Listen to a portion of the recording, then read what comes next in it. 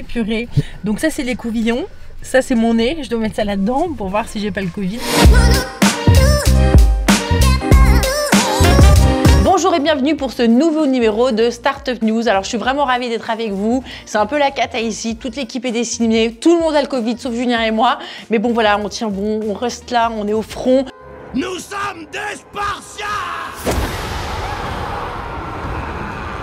Alors, j'en profite également pour vous remercier parce que le dernier challenge, c'était obtenir 500 abonnés. 500 abonnés, voilà, 500 abonnés, c'est ça qu'on dit. Et le challenge, il est réussi. Je voudrais vous remercier en tant que porte-parole officielle de Startup Vie. Donc, merci infiniment. Le nouveau challenge, ce sera 1000 abonnés. Et entre-temps, on fait un gros bisou à Thierry et Midi qui sont au fond de leur lit. On commence tout de suite avec un sujet sur Bruvax, une plateforme qui va permettre aux Bruxellois de pouvoir s'inscrire pour prendre rendez-vous pour avoir un vaccin. Alors pourquoi la région de Bruxelles-Capitale a décidé de réinventer la roue et de créer sa propre plateforme intitulée Bruvax? Titouan est parti sur le terrain et nous raconte tout parce qu'il a suivi tout le dossier. À toi Titouan. Après une longue attente, la plateforme Bruvax est enfin disponible à Bruxelles. Cet outil permet aux Bruxellois de prendre rendez-vous directement pour la vaccination ou alors de s'inscrire sur une liste d'attente. L'objectif était de le lancer le 1er avril, c'est finalement 3 semaines plus tard, le 19 avril, qu'il a été lancé. L'enjeu donc c'est de faciliter l'accès à la vaccination pour toutes et tous. Il nous a semblé il y a plusieurs mois déjà qu'un des éléments pour y arriver, ce serait d'avoir notre propre plateforme d'inscription. Et donc cette plateforme d'inscription a été ouverte.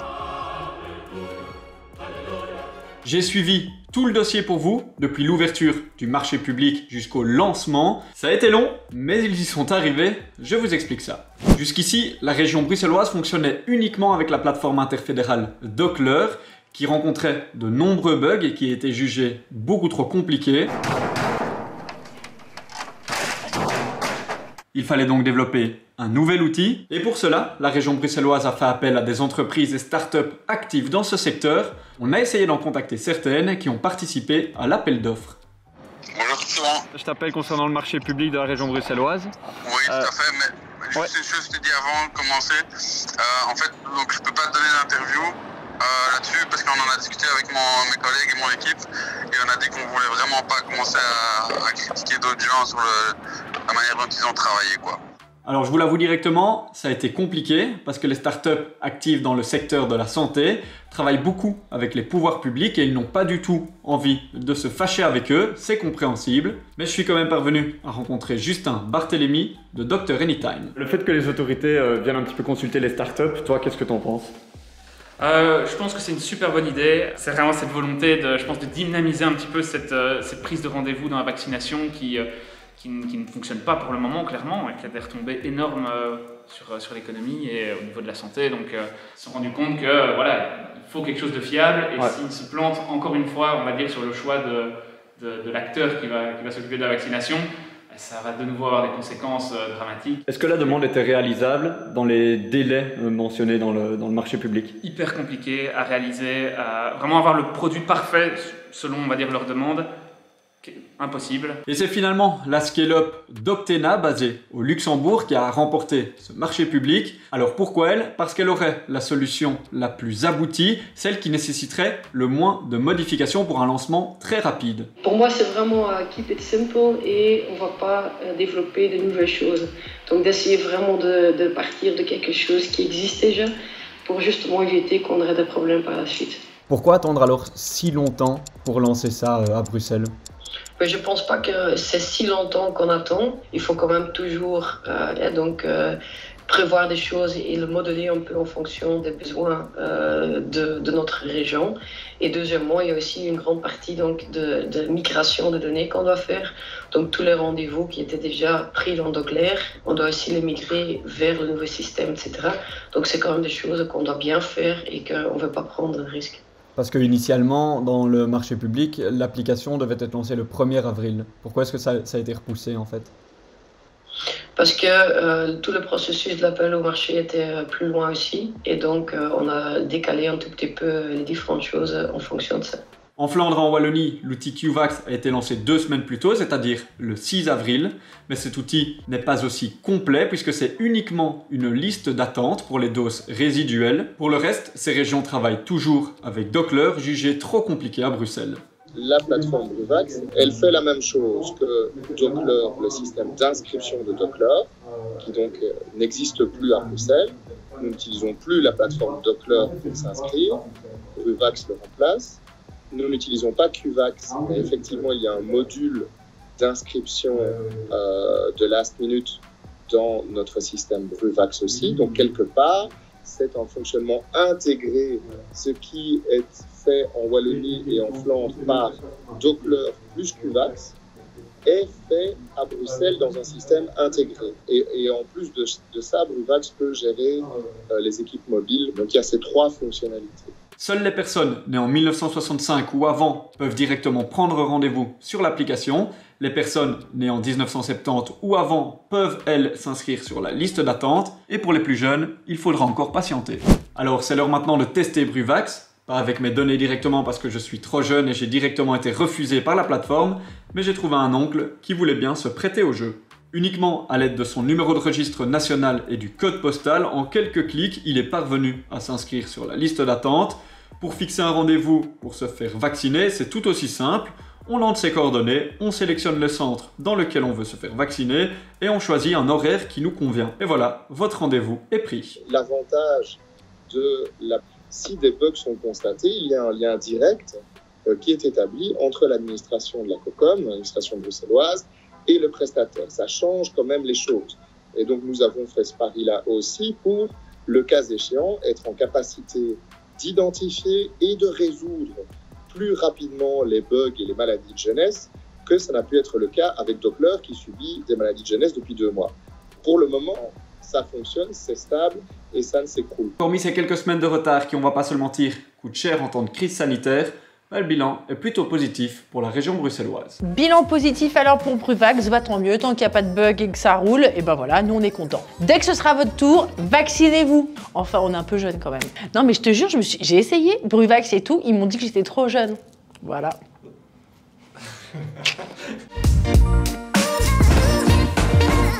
Côté news cette semaine, alors il y a du nouveau pour ceux qui veulent networker, finalement, c'est pas forcément de le faire en ligne. Et ben il y a un nouveau concept qui s'appelle le Banana Sales Club. Alors l'idée c'est que vous soyez 6 par groupe, mais pas n'importe quel groupe, ce sont uniquement des groupes où il y a des gens de votre secteur. Donc fini finalement le networking qui sert à rien, fini la perte de temps. Finalement vous allez pouvoir vous échanger des leads entre professionnels du même secteur et pour vous récompenser, Banana Sales Club va vous envoyer une personne supplémentaire dans votre groupe. C'est quand même pas mal. Donc toutes les infos, c'est sur bananasalesclub.io.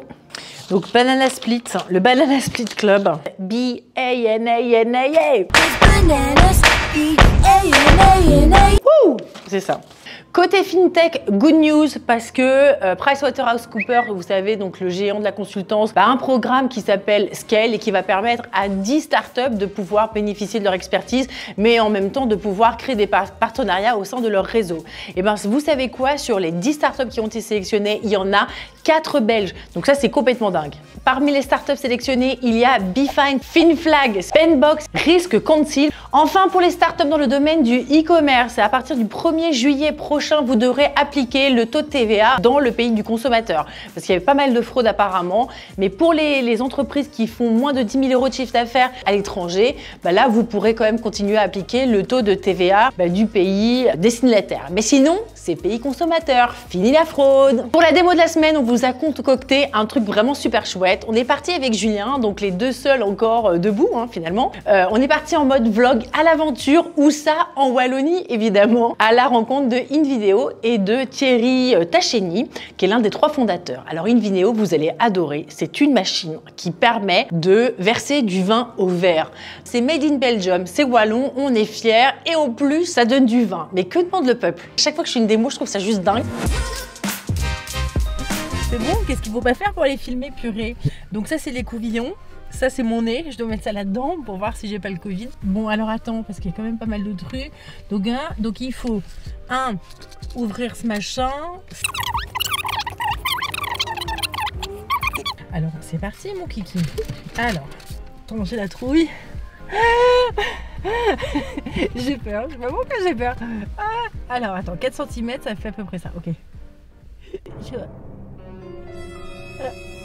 2, 3, 4. Oh, c'est horrible. Ah, c'est horrible, je pleure. Deuxième.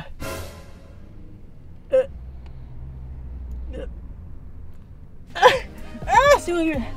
J'en pleure, c'est horrible. Je secoue. Une. Au milieu. Ah oui, regarde. Ça y est. Pour voir si le test il fonctionne bien, il faut qu'il y ait une ligne sur le C. Donc il y a une ligne sur le C, ça veut dire que c'est bon, le test fonctionne. Ok. Et donc dans les 10 à 15 minutes, si on a un T, on a une barre sous le T, bah voilà, je sais que j'ai le Covid.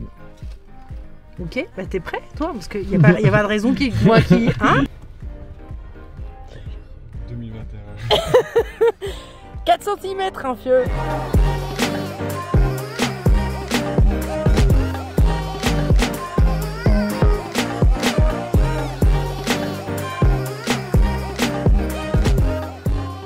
Je sais pas si tu sais où on va, mais on va dans une start-up qui s'appelle Invineo. Donc comme son nom l'indique, c'est une start-up autour du vin. On va rencontrer l'un des 3 CEO qui s'appelle Thierry Tachny et qui va nous faire un peu le tour finalement de son usine. Tout ce que je peux te dire, c'est que moi j'ai vu la démo de vidéo, c'est que c'est une machine avec 3 capsules ou 3 bouteilles, tu vois, et on peut prendre du vin à la carte. Youhou! Meilleure démo du monde. Comme des millions de Français, j'aime le vin. La bonne nouvelle, c'est que nous sommes négatifs. Yeah! Ça c'est cool. Donc voilà. Donc plus de plaisir pour ce week-end.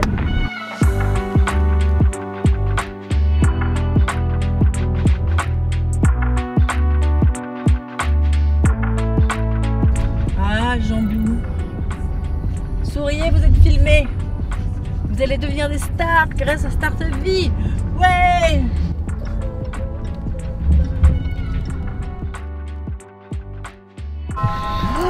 C'est la même sonnerie que dans la famille Adams.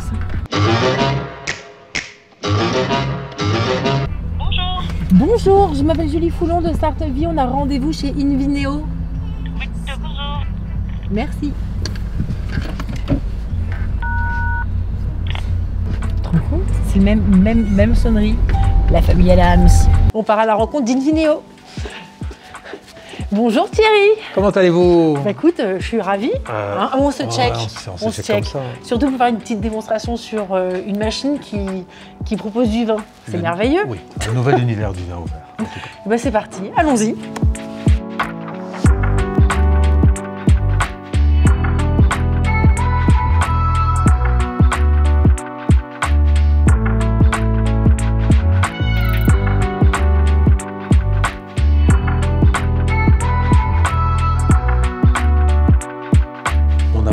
Devenir des vendeurs de vin, mais on va plus loin que la vente, simplement la vente de vin. Donc, qu'est-ce qu'on s'est dit? On va mettre en route un système à la Nespresso. C'est comme ça que beaucoup de personnes disent qu'Invineo, c'est le Nespresso du vin.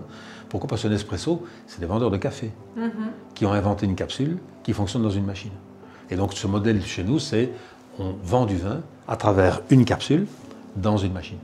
Et nous sommes propriétaires de la technologie de l'un et de l'autre, donc on a un écosystème. Dans l'écosystème, on a donc élaboré une carte de vin. Mais il ne faut pas avoir une carte trop importante parce que nous, c'est que le vin au verre. Nous ne sommes pas le vin de la cave, nous ne sommes pas les bouteilles qui vont à table. Nous ne sommes que le geste facile, pratique. Certes, nous espérons avoir beaucoup de volume, mais nous ne remplaçons pas un catalogue de vins. Donc c'est des vins plus jeunes alors? Nous, c'est des vins jeunes. Ok. Des vins de garde ici, c'est pas notre métier. C'est pas ok, d'accord. Ah ça c'est intéressant. Donc on n'est pas du tout sur des vins de garde, même si je sais que vous peut-être vous pouvez le faire. Mais là l'idée c'est plutôt du vin au verre. C'est pas du vin de garde. Alors la gamme que vous voyez ici, c'est une gamme qui s'appelle la gamme classique. La gamme classique, c'est une gamme qui doit permettre à un restaurateur de vendre un verre de vin de 12 centilitres entre 4,65 € le moins cher, 7,60 € le plus cher. Quand vous vous asseyez à table dans une brasserie, c'est un prix qui ne va pas vous heurter. Et vous ne prendrez pas de bouteille parce que vous n'êtes que deux, parce que vous n'avez pas envie, parce que vous c'est blanc, votre copine c'est rosé et son mari c'est rouge. Qu'est-ce qu'un client attend? Un vin de qualité, pas trop cher, pour un verre de vin le midi dans une brasserie ou que sais-je, ou voire 2 ou 3 l'après-midi. Un vin de qualité, pas trop cher servi à la bonne température, pas oxydé. Oui. Voilà. Donc ça, c'est ce que cette machine fait sur le plan de ses fonctionnalités. Mais n'empêche que, moi j'ai déjà vu dans d'autres bars des machines, bon certes plus grandes, mais qui permettaient aussi d'avoir... servir du vin au verre. Exactement. Voilà. Donc on est entré, nous, dans un marché qui est un marché de producteurs de machines, alors que nous sommes une société de services. Je vous explique. Tous les concurrents qui existent, qui ont fabriqué des machines, ça remonte à une petite trentaine d'années. La machine la plus connue est une machine italienne, elle s'appelle Enomatic. Tout le monde connaît le nom Enomatic dans la profession. Enomatic, c'est une machine dans laquelle vous prenez une bouteille, vous l'insérez et le mécanisme avec du gaz. Quand on pousse le gaz fait sortir le vin. Comme le vin est refroidi, vous avez un service. Ces gens ont inventé cette machine, ça a ouvert notre marché. Parce qu'ils ont eu, dès le départ, il y a 30 ans, l'idée que servir un verre de vin plutôt qu'une bouteille, c'est la tendance. Ici donc, en l'occurrence, dans l'invention qu'on a faite, on a tout remis à plat. Et donc, on s'est inspiré du modèle de la machine Enomatic pour le service du vin au verre. Beaucoup de gens, d'ailleurs, pensent que c'est une machine à bouteille, parce que nous avons créé une bouteille, qui est un brevet, il n'y a que nous qui avons ça, qui marie des technologies de conditionnement sous vide. Deuxième innovation, on s'est dit, on va marier le look d'une bouteille, oui. Parce que de loin de près, on a l'impression que c'est un... Tout à fait, c'est vrai que d'ici, on a l'impression que c'est un magnum, effectivement. Oui, tout à fait. L'effet glossy, il est là, l'effet ouais. magnum, il est là, l'étiquette, elle est pareille, on a même rajouté de l'information parce que nous, on considère que les viticulteurs, ils oublient de parler à leurs clients, oui. Ils oublient d'expliquer ce qui se passe dans leur vin, d'où ils viennent, quelle est la région, donc ici, on a rajouté le pays, la région, les cépages, la puissance, le bois, le fruit, etc. Pouvoir se servir aisément de 12 centilitres de vin, qui sont, ce bois des songes doit être servi à 10 degrés. Et donc voici, en 4 secondes, j'ai servi un verre de bois des songes. C'est la meilleure démo du monde, j'adore. Si vous voulez en même temps un verre de vin blanc, mais peut-être de moindre quantité, vous pouvez en même temps goûter 3 centilitres du Larose Vido, qui est de la maison Gonnet. Et donc ça, c'est une dégustation que je peux vous offrir. Oh, c'est génial. Je peux vous offrir. Ouais, carrément. Bon. Bah, je suis obligée, hein, je dois faire mon métier. Ça, c'est le travail. C'est super bon. C'est incroyable.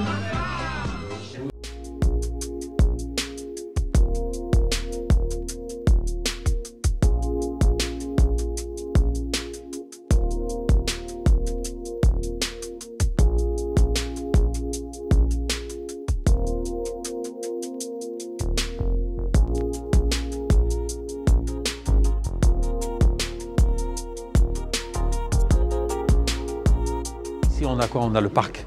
On a notre premier parc des machines. Hein, donc ces machines maintenant sont non plus produites par nous-mêmes, parce qu'auparavant on les produisait nous-mêmes. Tous les prototypes, on les a fabriqués nous-mêmes, avec nos ingénieurs, avec nos équipes. Ce parc de machines, c'est un parc de machines connectées. Bon, vous avez là des développeurs qui travaillent encore actuellement à l'amélioration, à la robustification des logiciels. Parce que dans une machine comme celle-ci, il y a beaucoup de complexité. C'est un geste très simple. Ouais. C'est un écran très simple. Vous avez vu, on a 3 quantités, 3 températures, une jauge, noir et blanc. Mais derrière cela se trouve énormément de compétences et énormément de simplicité. C'est ce qui fait de notre système Invineo un système qui se prend en main sans aucune explication pour un client lambda. De toute façon, il n'y a pas 50 millions de boutons, hein, quand on le voit bien. Il y a le 300 litres, voilà. Un demi-verre ou un verre. Voilà, tout à fait. Hein, et donc c'est très simple. C'est très facile d'utilisation. Il y a des fonctions d'éjection ou de mise en stand-by de la machine, mais là, le client ne les utilise pas. On va aller dans le musée des machines. Voilà, c'est le musée des machines. Et ça permet de faire des présentations rapides, mais en tout cas, c'est 5 ans de travail Invineo. Et donc ça, c'est au bout d'1 an et demi de travail, le premier prototype qu'on a fait, soudé, boulonné, vissé, un PC par-dessus, pas d'électronique du tout.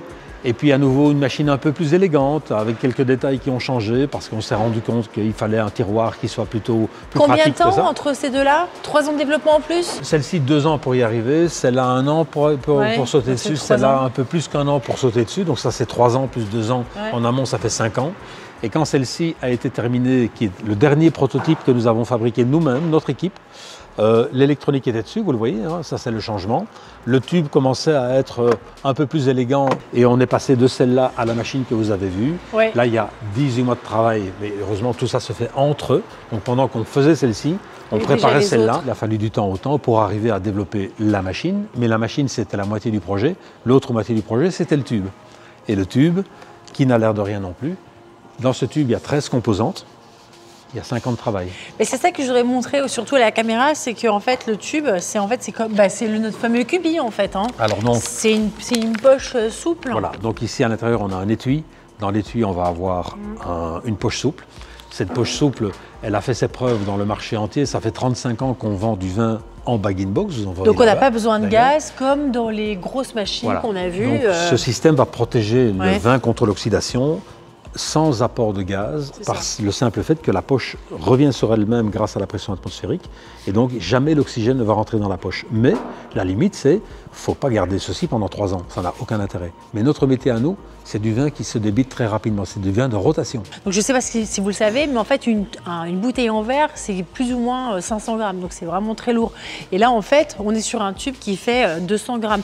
Donc c'est vrai qu'en termes d'empreinte carbone et de déchets, c'est quand même hyper intéressant. Et en plus maintenant, tout est recyclé. Bah, du coup, il est parti. Et donc grâce à ça, on diminue l'empreinte carbone du vin de 75%. Incroyable. Donc on est vraiment les premiers acteurs de la filière du vin à oser tous en verre. Alors moi, il y a un truc que j'aime bien dans le projet, c'est la partie data. Parce qu'en fait, finalement, ces capsules-là qui sont complètement recyclables, ça on l'a bien compris, c'est qu'en plus, il y a une puce RFID qu'on va venir mettre dessus, donc après avoir mis les étiquettes. Et en fait, cette puce va pouvoir renseigner sur la traçabilité, donner toutes les informations. Et donc, le restaurateur va pouvoir, dès qu'il va mettre une nouvelle cartouche, la température sera déjà pré-encodée. Il y aura sûrement peut-être les différentes quantités à servir, etc. Et donc ça, et on voit tout, surtout. Et on voit tout. Ouais. On va peut-être aller voir ça devant une série de tubes qui se trouve là. Ici, dans la contre-étiquette, on parlait du tag électronique qui se trouve caché ici derrière. Et d'ailleurs, si je prends mon téléphone, on va voir ici un code, mais ce code est un code technique, donc il n'a pas beaucoup d'intérêt pour les clients. Mais voilà, il vient d'apparaître là. Donc voici l'information sur le tube. L'information d'Invineo n'est pas dessus. D'accord. On va passer devant le système qui va permettre de l'encoder. C'est donc la tagueuse, on va l'appeler ainsi. Hein. Et cette tagueuse, c'est ce qui va donner un ordre de commande, ce qui fait qu'on est complètement digitalisé. On parle souvent d'industrie 4.0. Donc les gens remettent, on met toutes les informations là, puis en fait, on vient mettre encore un peu manuellement. En flash. Chaque, en flash. Donc, tout ce que vous voyez ici, comme on est en start-up, on a pour l'instant 50 clients, on fait tout à la main quasiment, avec des petites machines qui sont semi-automatiques. Et pour les particuliers alors?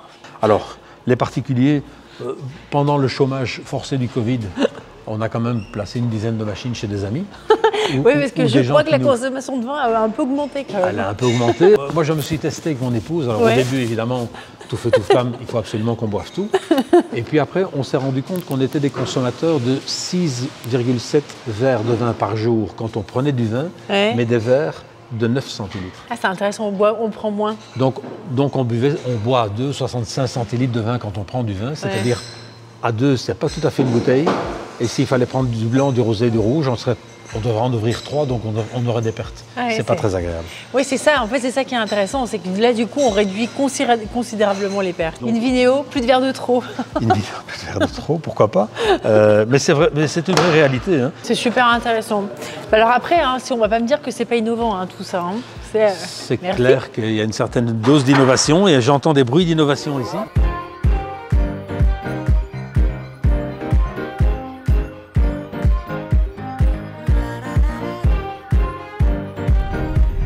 Julien, moi j'ai adoré finalement notre petit périple à Jean Blou. Moi je trouve ça très intéressant de voir à quel point on peut innover même dans le monde du vin.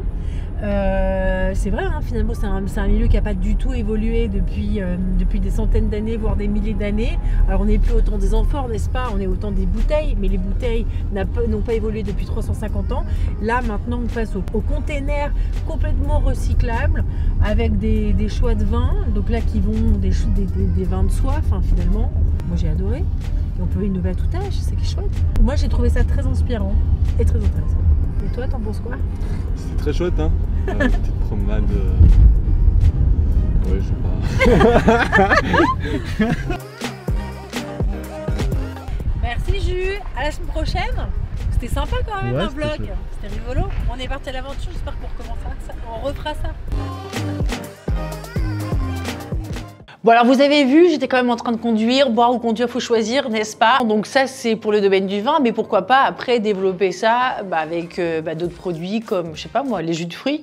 Non, ça fait pas le même effet, hein. Ça fait pas le même effet, j'avoue, c'est un peu moins fun. Et c'est une transition toute trouvée, parce que si on abuse un peu des bonnes choses, parfois on a des grosses migraines, et alors pour pouvoir nous aider quand on a des pathologies neurologiques, Thierry accueille Jonathan Schreiber, le CEO et fondateur de Neuroventis. C'est une plateforme qui propose différents outils qui vont aider donc les gens qui ont des pathologies comme l'épilepsie ou la migraine, de pouvoir suivre et les aider avec tout un tas d'outils. Bienvenue dans cette nouvelle interview du CEO. On est avec Jonathan ici, Neuroventis. Bienvenue chez nous. Bonjour Thierry, merci de me recevoir. Dis-nous ce que c'est Neuroventis, mais tu as 15 secondes, tu regardes face caméra et tu as 15 secondes grand max pour nous expliquer c'est quoi Neuroventis. Neuroventis, c'est une scale-up en santé digitale européenne. Notre mission est d'aider les personnes atteintes de maladies neurologiques à mieux gérer, mieux suivre leur maladie et devenir réels acteurs de leur propre santé. Et donc c'est pour ça que top, c'était pas mal, mais j'ai pas fait le vrai chrono dans ma tête, t'étais déjà à 15 secondes. Mais on va en parler concrètement alors après, tu as plusieurs produits, tu as Helpilepsy. Oui. Raconte, ça fait quoi? Helpilepsy, donc c'est une plateforme pour le patient atteint d'épilepsie, pour la personne atteinte d'épilepsie, pour mieux gérer et mieux suivre ses crises, et puis partager ça avec son neurologue pour comme ça faire un meilleur suivi de l'épilepsie, de sa santé. Épilepsie, c'est quoi le problème auquel vous êtes adressé? Pourquoi vous avez créé le projet? Donc aujourd'hui, la personne atteinte d'épilepsie, elle vit encore au Moyen-Âge. Son médecin lui demande de noter sur un carnet papier toutes ses crises, le détail de ses crises, etc. Et il le voit après 6 mois, il revoit ce neurologue, il doit lui montrer ce carnet qui contient des données assez peu précises. Et le neurologue, sur base de ça, doit arriver à poser en diagnostic, des nouvelles décisions thérapeutiques. C'est extrêmement compliqué, à la fois pour le patient, parce que c'est frustrant pour lui, il attend 6 mois, et puis il a 20 minutes avec son neurologue, et son neurologue, il passe juste son temps dans son carnet à essayer de comprendre. Et puis le neurologue, c'est frustrant, il a pas de données, il n'a pas d'informations sur comment l'épilepsie a réellement évolué. Toi, tu as fait une app, la personne encode, et quand il arrive, le neurologue a son tableau de bord, bim, bim, et il peut directement poser pas un diagnostic, mais en tout cas voir où on en est, quoi. Oui, exactement. Pas mal ça, c'est ça qui change les choses, qui font changer, bouger les lignes, ça c'est beau. La semaine passée, grosse nouvelle, levée d'1 million d'euros. Moi, si je me souviens bien, il y a 1 an un peu plus, tu avais du mal à closer 400. Qu'est-ce qui s'est passé de dingue pour que tu arrives à lever 1 million? Ouais, donc l'année dernière était une année assez audacieuse. On a tout fait x5, donc on est 15 maintenant. Une année audacieuse, x5, propre. On est 15, à la fois des développeurs super talentueux, mais aussi des médecins dans l'équipe, super innovants, qui sont vraiment prêts à changer les choses. Donc ça, on est rentré dans une dizaine de pays. Donc l'application Helpilepsy est disponible dans une dizaine de langues. On a aussi commencé dans d'autres pathologies. Donc maintenant en migraine, où il y a Migraine Manager qui est aussi disponible. Donc voilà, donc l'année a été vraiment extraordinaire pour nous. Et comment t'expliques ça, ce x5? C'est ça, ouais. Quel était l'élément déclencheur qui a fait qu'à un moment vous étiez juste avant ça? Voilà, c'était plus compliqué de lever. Et là, bon, avec un x5, c'est sûr que les term sheets se signent plus facilement. Quel était l'élément déclencheur chez vous? Je pense que c'est une combinaison de choses. Le problème était là, on a compris le problème de plus en plus, à la fois du côté des neurologues et à la fois du côté des patients. L'intérêt a grandi. Donc voilà, il faut aussi dire la négociation avec les investisseurs a aussi pris du temps. En fait, dès janvier l'année passée, on était déjà occupé à négocier la term sheet. Ok, donc quasi 1 an pour une term sheet. Oui, en fait, c'est quoi ta valo? Tu avais cherché une valo de dingue, ils n'étaient pas d'accord. Quel élément bloquant? La réalité, en fait, on a signé la levée de fonds l'année passée, fin de l'année passée. Okay. On a gardé le secret encore quelques mois et c'est seulement la semaine passée qu'on a vraiment annoncé ça au monde. Startup, communication, stratégie. Ok, pas mal. Ce million, d'abord, qui est autour de la table? Est-ce que tu as que de l'argent et c'est très bien, ou tu as carrément des fonds qui viennent avec de l'expertise, des investisseurs qui viennent avec de l'expertise pour t'aider? Oui, donc ça c'est vraiment top. On a vraiment des super investisseurs. Donc on a d'un côté PMV, qui est un investisseur institutionnel flamand, mais qui a énormément d'expertise en santé. Une des personnes de l'équipe fait partie de notre board, donc très content. On a aussi Care Evolution, qui est le fonds d'investissement de Partena, donc Partena Mut et Partena du côté flamand. Voilà. Eux aussi ils investissent, donc top, assureurs. Puis on a des investisseurs, des actionnaires actuels qui ont réinvesti. Donc tu as Blue Health Innovation Fund, qui est en fonds flamand, composé de UCB, l'Université d'Anvers et Kronos, qui est en groupe IT flamand. Et puis Imec iStart, qui est déjà actionnaire aussi. Donc on a du très beau monde, du x5 000 équipes. À quoi il va servir ce million? Il va servir à grandir à l'international. Ça c'est un. Il va servir à aller chercher le remboursement. Donc on développe une solution digitale, mais en santé digitale, le modèle de revenu c'est toujours un peu compliqué. Le rêve à long terme, c'est d'être remboursé par la mutuelle. Un peu comme on rembourse des pilules pour le patient, on veut aussi rembourser nos pilules digitales hein, qui va aider le patient à aller mieux. Donc ça, c'est aussi quelque chose qu'on travaille avec ce million. Donc internationalisation, remboursement dans les pays européens, et on va aussi s'étendre dans d'autres pathologies. Donc épilepsie, migraine déjà, et là on est en train de regarder pour la 3e et la 4e pathologie. Ok. Et donc le Covid pour toi, tu l'as pas ressenti du tout, c'est un accélérateur? Oui, donc le Covid a fait changer les mentalités belges sur tout ce qui est télémédecine. Hein, donc l'ordre des médecins était relativement contre tout ce qui est télémédecine. Et puis là, il était obligé. Là, tu es obligé. Oui. Donc en fait, même quand il y a eu le premier confinement, en mars l'année passée, très rapidement avec l'équipe, on a développé un module de vidéoconsultation. C'est quelque chose qui n'existe pas du tout en Belgique. En France, par exemple, c'est déjà plus développé, mais en Belgique, ça n'existait pas. On a développé ça très rapidement pour que nos neurologues puissent toujours continuer à voir leurs patients. Très beau trajet. Je ne vais pas dire incroyable, parce qu'on va encore dire que je dis tout le temps incroyable, mais franchement, quand même beau trajet. Une start-up qui était loin d'être morte, hein, mais qui avait pas du mal, mais en tout cas, chercher à closer 400. Bam, un an après, x5, grosse équipe internationale, une levée de fonds. Franchement, c'est des trajectoires qui font plaisir à voir, qui ne sont pas faciles. Hein. C'était pas facile, j'imagine, pendant tout ce temps-là. J'attends, merci beaucoup d'être venu chez nous aujourd'hui. Très belle levée de fonds la semaine passée, qui de nouveau n'est pas vue toute seule. Il y a eu du travail, il y a eu de la sueur, il y a eu des doutes, hésitations, et là les choses sont en train d'accélérer pour vous. On vous suit, et à bientôt dans Startup News, quoi. On te remercie pour ton audience. Si tu as des gens qui ont envie de mettre leur talent au service d'un projet, d'une mission altruistique, n'hésite pas à leur envoyer notre adresse email. Tu recrutes, tu veux dire? On recrute, oui. À la fois des développeurs, à la fois des profils de niveau croissance. Donc n'hésitez pas. On va se checker via la plaque. Bim, salut tout le monde et à bientôt. Au revoir. Startup News, c'est déjà terminé. Bah ouais, c'est vraiment dommage. Alors on vous retrouve la semaine prochaine. Alors j'espère qu'il y aura toute l'équipe au complet. Hein, Julien, tu restes bien en forme, d'accord? Parce que sinon je vais devoir finalement faire tout toute seule, hein, au final. Et vous avez vu, on a changé de jour. Ce sera le vendredi.